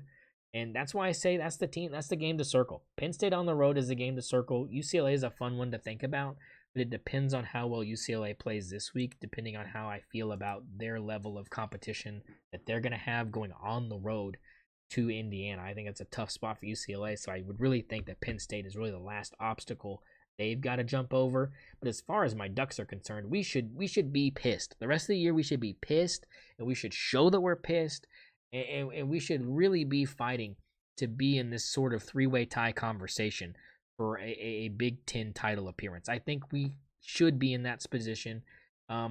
I know you were really high on us saying we looked like the best team in the country after we beat Penn State. I don't know where you see us now. What was your takeaway? Well, I mean, I think we've seen that since that Penn State game, what Penn State has turned into. Ah! Um, and I think that Oregon no longer had that best one in the country, once we saw what Penn State really was turning into. Um, I still like Oregon a lot, and I think that they're still going to be a team that can, make a playoff run and possibly win, the whole thing. But Indiana is also one of those teams, and I think that's just what we saw, and I don't think Oregon was ready for that. Um, The leading rusher in the game Dante had Moore, 70 yards. You can't do that. yeah, Dante Moore could have played better. There's not much to say about it besides like Indiana just kind of comes out of Yeah. nowhere in this game, and they're the team that can develop the run. They're the team that can, you know, their quarterback is playing like he's a Heisman candidate. I mean, Doze is him. Yeah. I can't disagree. He looked pretty efficient. You know, I mean, he Yeah, he looked pretty good, man. I mean, 11 incompletions is not great, but I mean, like against the defense that we have, against the DBs we have, I mean, if you're as good as him, you're gonna get some yards. I mean, we just our defense just didn't look. It didn't look bad. Our offense looked bad. Our defense did not really play bad. We just kept them on the field. We had too many 3-and-outs. Too many 3-and-outs. Too many I mean, you drives. can't. Your It defense just gave up 30 points to Indiana, man. I mean, that's yeah, it's not their fault. I will never blame my defense for this loss. It was just bad offense, and again, a freshman quarterback's gonna be a freshman quarterback. I just I started thinking he was him after that game, and I think a lot of people thought that Dante Moore might have been him, and I think that the him might be like you said, residing in Bloomington. So I mean, hey, tip your cap, good game, and that will segment me off to your favorite segment here, Red River Shootout. No rivalry, shootout. 23-6. Texas over Oklahoma. It was 6-3 at halftime. Could have been 9-3 at halftime. Um, but I don't know if that would have won you the football game. Special teams again comes up huge in this game. I think any team that's had a special teams touchdown in this series in the last like 15 years has won the game. It seems like that's been a very telling sign of who wins these games is if you get those non-conventional offensive or defensive touchdowns. That's usually the way that games like this go. Um, I have to tip my cap to John Mateer for being on that field, but he shouldn't have been. yeah. And 3 interceptions, and as ugly as they were, again, 3 interceptions for him in a game is not something he doesn't do. If you watch any of his Washington State games, he threw a lot of picks. I mean, he's like a Brett Favre out there. He will try to fit it into Yeah. windows that he thinks he can do it, but his accuracy just does not give him the ability to do that.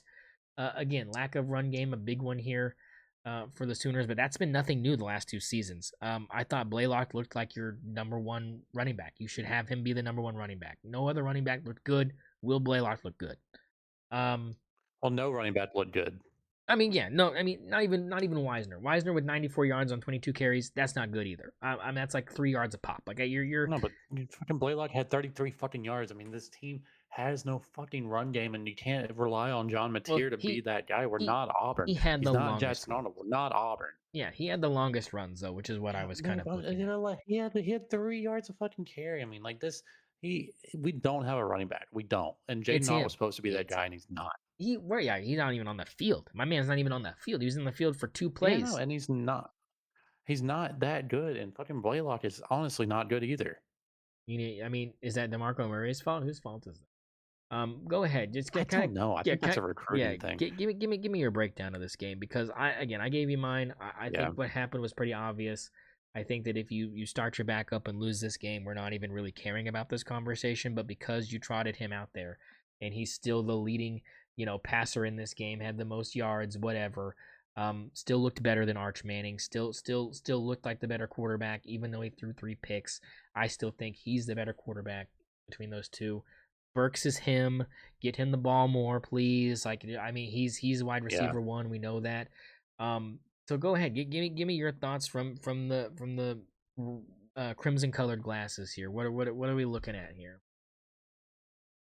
I mean, we don't have a run game. That's really all I'm Yeah. looking at. I think John Mateer did everything he could to try to get us into this game, to try to throw us into this game. And it's like, you can't expect him to, come back from a, surgery that was 17 days ago and, lead the team without a run game to, help him out. I mean, the dude was getting pressured so easily. Like he had to protect his thumb way more than he should have. And he just, his decision making wasn't there, and I don't know if you can blame the thumb for that. Like he was throwing the ball behind receivers, he was throwing the ball to the left of receivers, right to the burnt orange jerseys. I mean, Well, he didn't he did not practice. look good He at didn't all. practice, and he He didn't didn't practice. take That's any another thing. Like reps. He he didn't take only had any like two. reps. Yeah, he had like two practices where he was like even doing activity, Yeah. and he just wasn't ready. You just can't expect him to come back and play that game. I would have much rather just started Hawkins and taken the ass whooping that way. Yeah.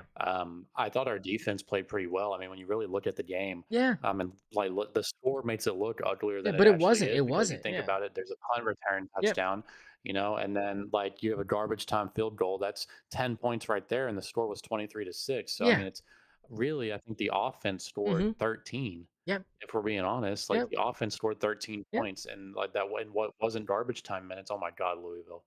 What? Um, What? they scored again. It's going to be 24-13 with 13 minutes left. Um, Oh boy. but I'm looking at this team. I think the defense played well. The offense just couldn't get anything going. But I think I take a lot more away from Texas from this game than I do from Really? Oklahoma, because you look at OU and you think, I do. I think you look at OU and you think, okay, injured quarterback, didn't have a lot of reps. That's an excuse for the offense to Yeah. play Yeah. bad. And I No. think Yeah. that's why they didn't drop that Mm-hmm. as far as they probably should have True. on the AP poll. I mean, they go from 6th to 14th. Texas goes from unranked up to 21st, I think is what it Yeah, was. which is a And big I jump think though. that's a fair ranking. I think that's a fair ranking, honestly, because they go out there, they beat the number 6 team in the country, regardless of what their Yeah. injuries are. They're still number 6, right? Yeah. Yeah. And Well, and I and think they come and they casuals do are that watching job. anyway, so they don't know. Yeah, you're right. Yeah, you're right. Yeah, casuals are watching, so they don't know.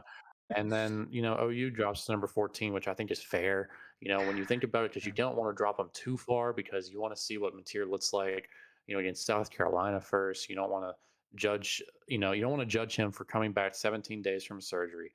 Um, not looking good at all with almost no reps in practice. And then he's playing what was supposedly supposed to be the number one defense in the preseason. Um, so I mean, he's going against talented guys. I find it hard to blame him for this loss. I blame not having a run game to give him some relief on this loss, really. Um, So yeah, I think that's the main reason that we just looked so poor, and I think Texas fans probably are getting a little over Stimulated. overexcited about that win. Like it's a win. You looked good. Yeah, I'll give you that, but like it's against a not great offense, you. especially with the situation and the context Yeah. of the situation. So with Yep. Texas going forward, I think that they have the talent to bounce back from what they started the season with, and I think we saw them display that talent in Red River. I think that Wisner is a good running back, and he was kind of running all over us for a lot of that game. And I think he has the potential to maybe even be one of the better running backs in the SEC. Um, and then Arch, I think Arch just still doesn't look very good. Just not seeing anything from Arch that's giving me like getting me excited for anything. Yeah. I mean, I look at that defense, and I think that defense is playing up to par now. I don't know what was going on, but now they're playing like they're supposed to. And I don't know. This is a tough game to judge because you think about it. You're thinking about the context of the situation, and it's like, oh, you probably was supposed to lose this game, and I think that was reflected in the in the casino in the odds in the casinos in the books, and obviously that line fluctuated a lot. Right before the game, and Yeah. like an Yeah. hour It before was the game, it wild. was like Yeah, it was OU. wild. It was like OU -1.5, and then like Yeah. 10 minutes before the game, it was Texas Texas minus plus two and two a and a half. half. Yeah. People were Yeah. It thinking, was crazy. yeah, or like Crazy. people are thinking that like Mateer's not going to play all of a sudden. I mean, I think people probably saw him throwing in warmups, and I was hearing rumors that he looked like he was struggling in warmups. Yeah. He was. And He I was. didn't personally see anything Yeah. that looked like he was Well, struggling, he but was. He was grimacing a lot, and he was when he was trying to throw it deep. It looked like he was really like, well, yeah, but then he I mean, bombed 150 yards in warmups, yeah, and that was, it's like, I oh, think that okay, was the one they were showing on the TV. Yeah, I thought it looked like he was a little bit of discomfort for sure, but I don't. I think that's might have been why that happened, and I mean, obviously it was the right call, but interesting how that kind of panned out. But yeah, that's pretty. I yeah, mean, that's pretty much week 7. Like, I mean, we spent a lot of time on week 7, but we haven't really gotten to dive deep into it these last couple weeks because of being off in between weeks and not having episodes. So that, I mean, look, it was a little longer, but that's okay because all we've got left is talking about the one and only baby, Joe Flacco is back, baby.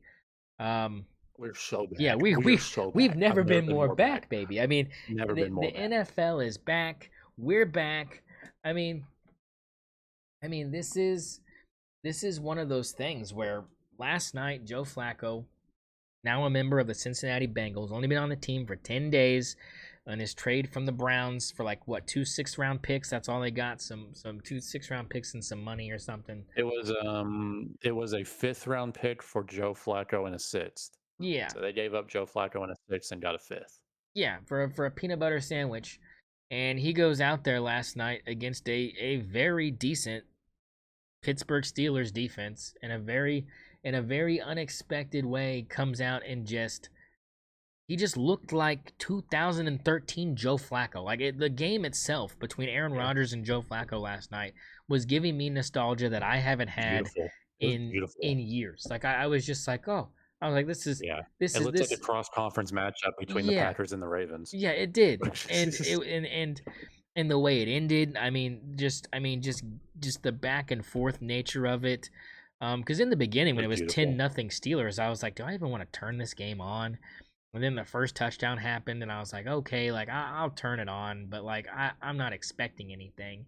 And then the end of the second quarter and like the whole entire rest of the game, I was locked in because it was just like you said, it was just like the old men were cooking, like the bingo bowl, baby. The bingo bowl was happening, and Mhm. I mean, people. I mean, it was just crazy, and I think that again, it shows just the lack of wide receivers that the Browns have because Joe Flacco was looking for one guy all night, one guy only. And the one guy he was looking at was also sporting number 1 on his jersey. And 20 catches? 20 catches?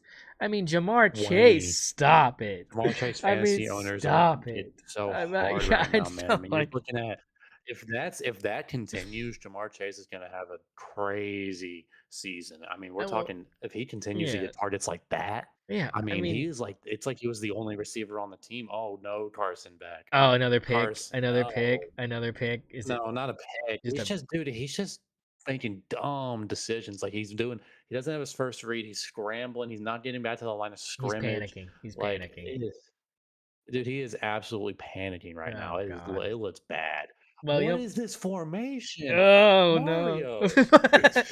I'm glad he's gone. I don't want him back. Stay in Miami. I don't want him Well, back. actually, it worked. Never mind. It worked. All right, Okay, never mind, never Mario. mind, It never worked. mind. With you, freak. But yeah, no, it was I mean, such a he was a good. freak. He was a It freaking yeah, situation. It it was a was. freaky formation. But last night was the best Thursday night football game we've had in a long time. Oh yeah, they're usually duds. Yeah, I mean, well, but this year particularly haven't been duds. The matchups have been not great Yeah. teams, but the games themselves on Thursdays have not been bad, but they haven't been intriguing enough for me to tune into.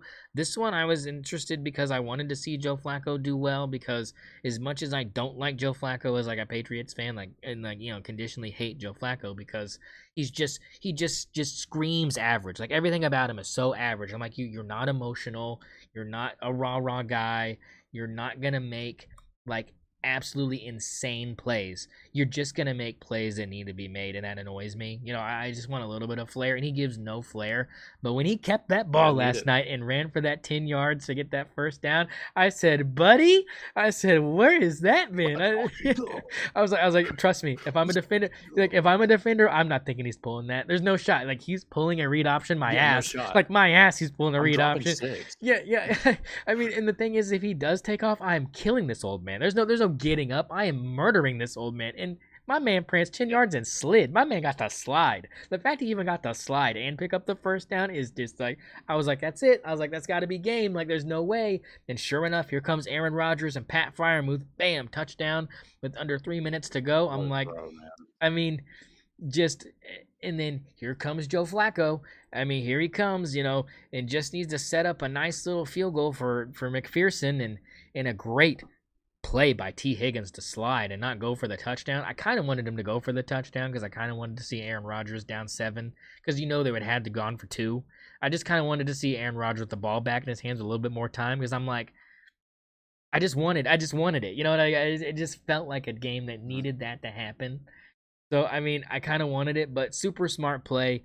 I'm just glad to see Joe Flacco being surrounded by talent that I feel like can make up for the fact he's old as balls. I just don't think Cleveland had that. And I also think that it was kind of another out for Cleveland to try to somewhat say they naturally made a progression to Shadir starting because as much as I love Dylan Gabriel, it hasn't looked good. Like, it hasn't looked horrible, but it hasn't Hasn't. looked marginally better enough for me to think that they shouldn't still be probably starting Shador over him. But I do love how they're sticking to their guns. Like, we drafted this guy first, we can't bench him. Like, I give DG his flowers because this may be the only few weeks he starts for an NFL team in his career. Like, I'm be honest. Like, I love the dude to death. Super solid guy. Love what he did for your university and mine. Bow down to DG forever. Like, he's a real one. But my man's just not an NFL starting quarterback, and I'm able to accept that. And I think they need to probably move on to Shador just because even if they don't win games, it'll be more exciting to watch and it'll get fans' asses back in the seats. And DG right now just isn't doing that. But he's not playing horrible football. Like, I'm not going to sit here and clown DG because he's not playing bad football. I just don't think he's working with much more than Joe Flacco had to work with. And him and Flacco are one and the same when it comes to mobility at this level. There is none. Like, DG is not going to run in this league. He's just not that guy. So I just don't think the team is suited to have him back there, and I think it's suited for a guy that's more of a dual threat, and I think that's your guy wearing number 12. Yeah. Yeah. I'm all in for that. Yeah, but that I mean Um, that yeah. Go ahead.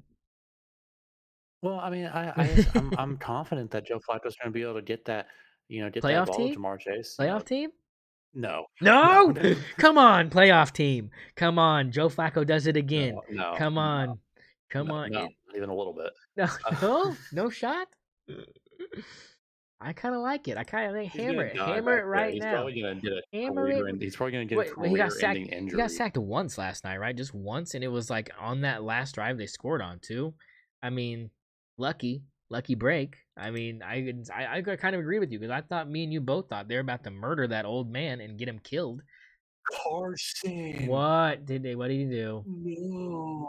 Oh, He threw the ball to 3 defenders. on 4th and 4, Oh my god. No. on 3rd and 8. This was like second down. This was like second down. Oh my god. Oh, well, Pull him. news to you, you are way Oh behind. my god. You are way behind, and it's not Oh, gonna. am I? Yeah, you're 2 plays behind. Just letting you know. They've turned it over on downs. It didn't go well. They're them live.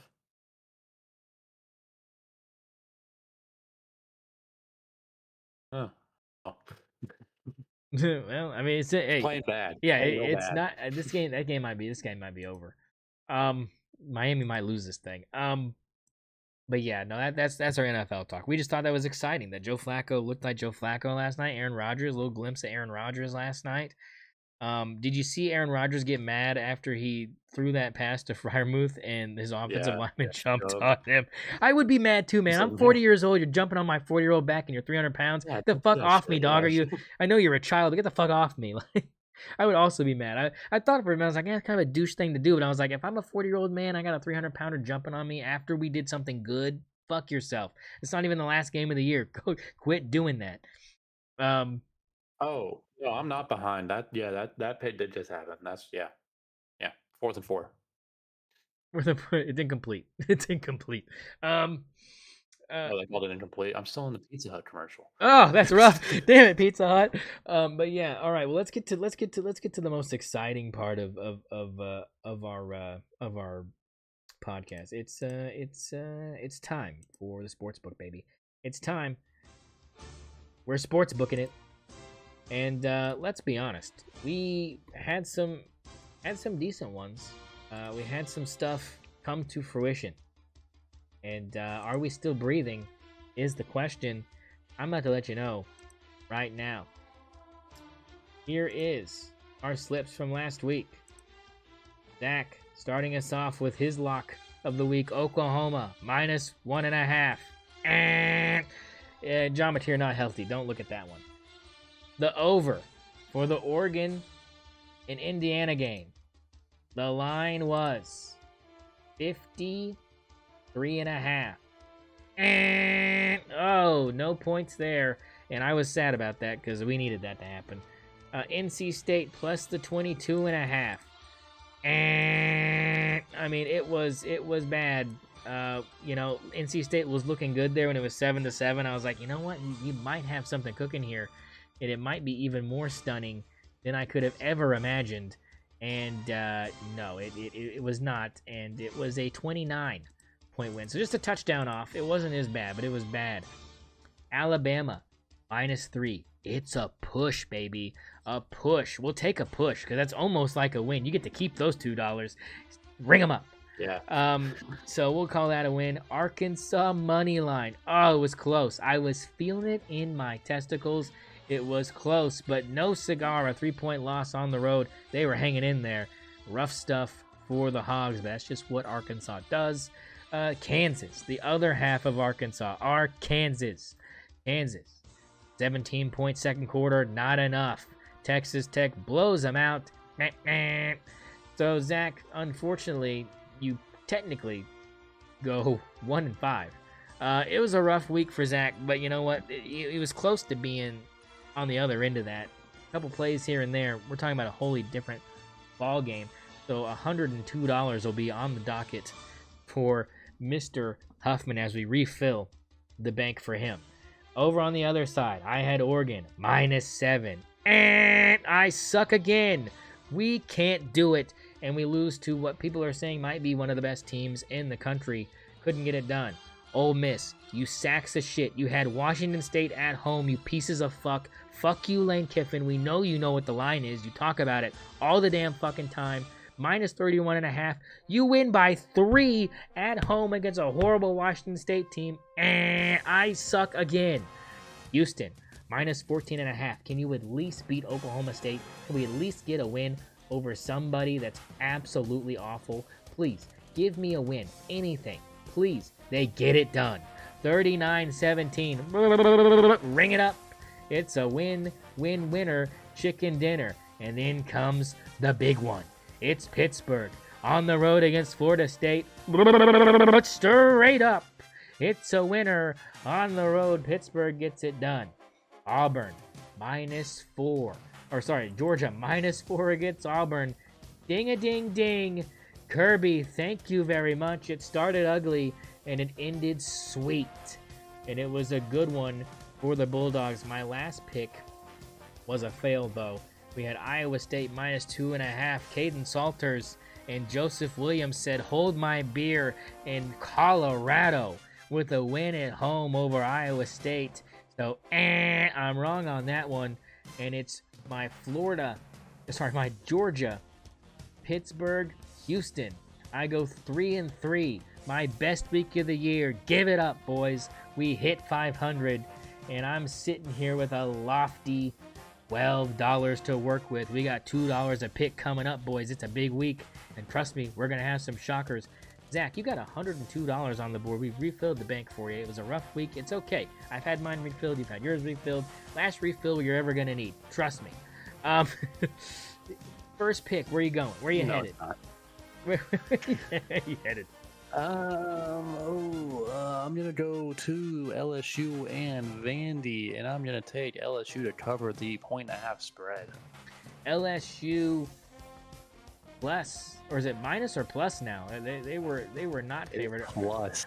Less, the 1.5. It's 1.5 on DraftKings right now. It's not a half. It's 1.5. How much we putting on that? You got 102 to spend. What do we got? Confidence level. Let me see. Let me do the math. Yeah. Get the calculator out, boys. It's getting logistical. I'm just trying to go throw an even 17 on every pick here because I'm just obviously not picking the lots right. Okay, we'll put $17 on the LSU Tigers to get it done. You know what? I'll join you. I'll join you on this, but I'm gonna go a little further here. I'm gonna go LSU money line here. I know that this is. I might as well too, right? It's 1.5, so you know what? Just throw do that. Okay, we'll do that, and we'll reciprocate. We'll put the 17 on that. Okay, so I'll join you in that. We'll both go LSU money line plus 102. It's a good pick, trust me. Nussie's gonna get it done for us. Your second pick, sir.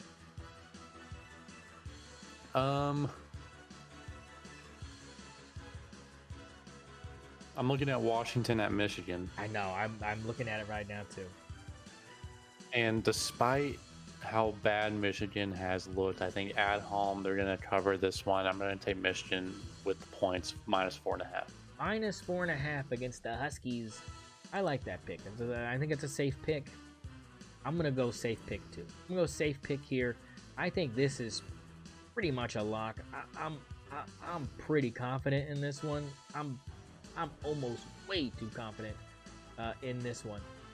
You know what? Give me and. I'm acting like this is a shoe-in. You're calling me crazy. Give me Clemson -4.5 against SMU at home.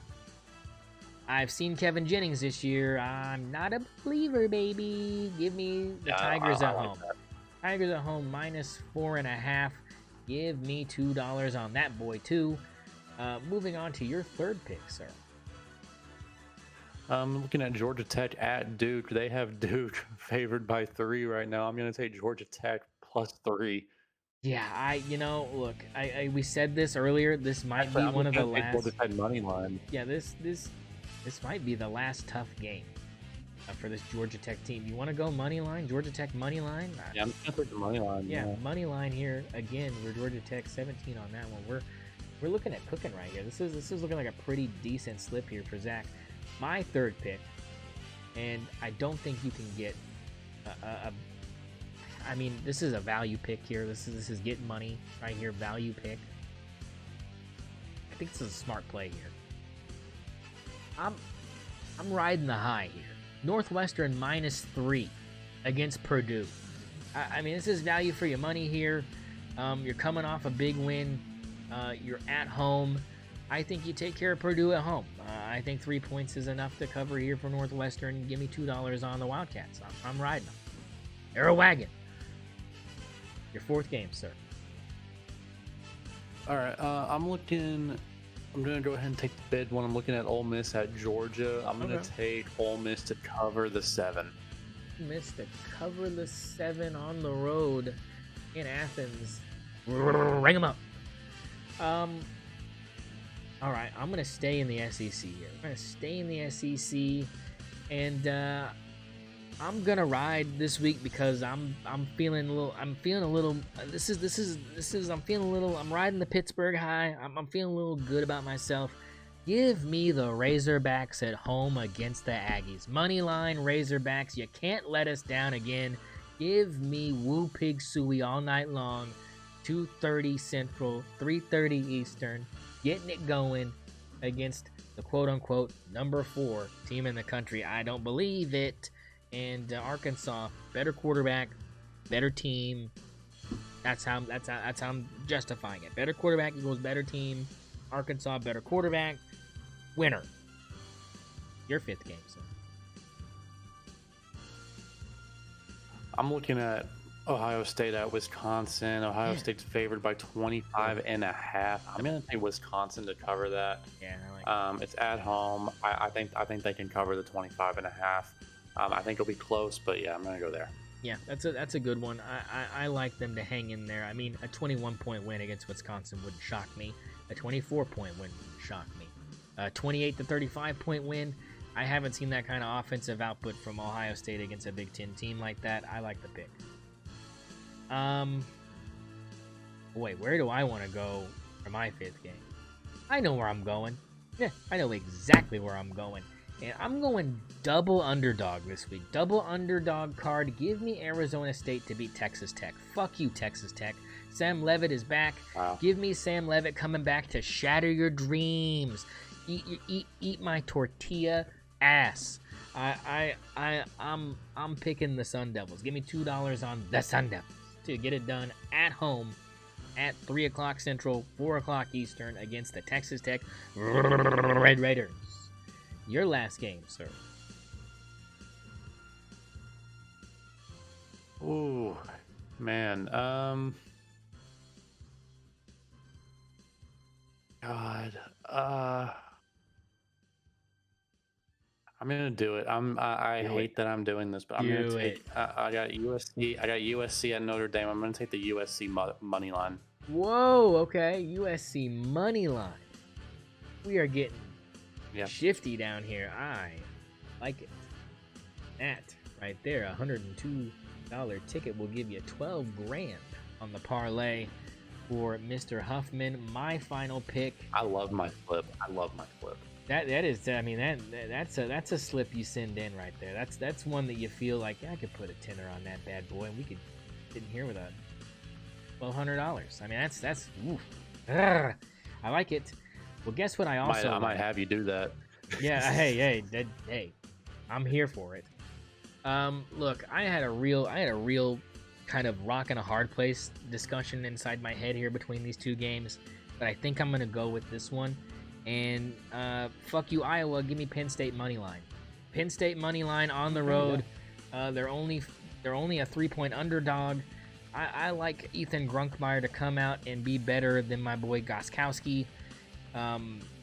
Iowa's offense has not been good for me. I think Ethan Grunkmeyer could add a spark to this offense. He doesn't really have a choice since Aller's out for the rest of the year, but I mean, he's got to do it. The freshman's going to cook at Kinnick. I know that a lot of Penn State fans are worrisome about where they're at right now, especially heading into this game. But I'm not a believer in Iowa State. I'm not a believer in Kirk Ferentz this year. I'm not a believer in this offense. I thought that this transfer from South Dakota State was going to change some things offensively. I haven't seen the emergence of a passing game this year for Iowa, even with him. He's throwing too many incompletions. They don't have any wide receivers to throw to. Advantage Penn State on every level of this football game, and if they hadn't lost their last 2 games, we wouldn't even be talking about this. It'd be such an obvious pick. So give me Penn State post James Franklin to get their first win on the road against Iowa. Penn State money line. I was really grappling between that one and Kentucky money line. I really like Kentucky money line against Texas tomorrow. I like anytime a Stoops is lined up against a Texas team, I'm leaning the Stoops. And maybe I'm nutso for that. I'm glad I didn't take that. Glad I talked myself out of it, but it could happen. That's my sleeper. If I had a 7th pick, it'd be Kentucky money line, baby. Letdown city on the road for Texas and Kentucky. I don't know. I don't like it for them. I don't like it for them.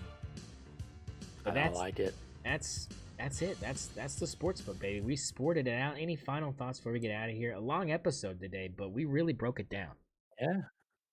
Yeah, I mean, nothing really. I mean, I'm looking at this Louisville Miami game. I mean, 24-21, 4.5 minutes left. Should be a nail Oh, biter. they So scored? yeah, I mean, Wow.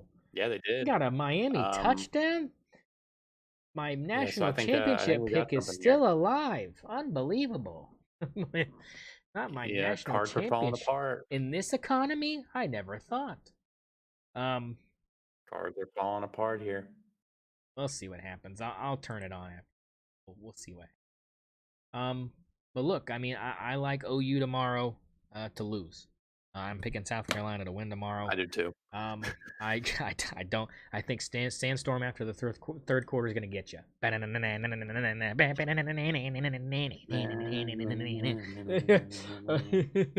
I kind of want to be there for that for a South Carolina home game. I need to travel out there for one. I don't even Hey, care I if would they're. like that. I think that'd be a fun time.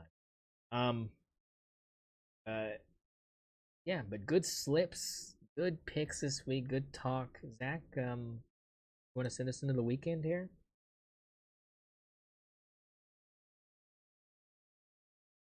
Horns down, baby. That's right, baby. Horns down. Wildcat up, baby. It's Kentucky time. I'm drinking the blue Kool-Aid. All right, folks. We'll see you for episode 107. This has been episode 106. Thanks for joining us. If you hung in there for the whole time, I appreciate you. And we will see you next week for me back here at the Stoner Cave and Zach out there in the Zachman Man Cave. Good night, Canada. And horns down.